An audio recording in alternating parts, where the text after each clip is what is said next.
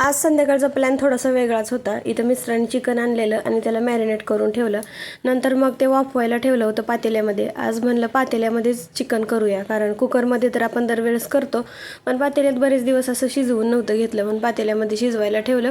छान असं त्याला लसूण खोबरं लावून शिजायला ठेवलं होतं. तोपर्यंत मी माझ्यासाठी चिवडा घेतला खायला आणि थोडासा चहा केला होता. तर वाटण वगैरे मी त्यांना करून दिलं. हा मसाला आज टाकायचा होता, कारण आणला होता हा सासूबाईंनी दिलेला बरेच दिवस झालं मसाला, पण मी भरणीत काढूनच ठेवला नव्हता. आहे असंच ठेवलेलं, माझ्या लक्षातनं पण गेलेलं. आज म्हणलं हा टाकून बघूया मसाला कसा वाटतोय, आणि थोडासा भरणीत पण काढून ठेवला रोजच्या वापरायच्या. नंतर मग छान असं वाटण वगैरे कढईमध्ये भाजून घेतलं तेल टाकून, आणि मग त्यावरती हा मसाला टाकला, छान असा परतून घेतला. घरगुती बनवलेला हा काळा मसाला आहे. बनवल्या थोडे दिवस खूप छान वास येतो भाज्यांचा वगैरे आणि या मसाल्यांचा पण, आणि नवीन नवीन असताना खूप मस्त लागतो. मला तर वास तर खूप आवडतो ह्याचा मसाल्यांचा वगैरे. नंतर मग छान असं परतून घेतलं. त्यामध्ये मग शिजवलेलं जे मटण होतं, चिकन होतं सॉरी, तर ते टाकलं छान असं वरून. मग मसाला टाकला, चिकन मसाला, आणि छान असं शिजवून घेतलं. मग नंतर भाकरी वगैरे केली होती, भात केलेला मस्त, कांदा बिंदा कट करून मस्त जेवण केलं. खूप छान झाला होता रस्सा.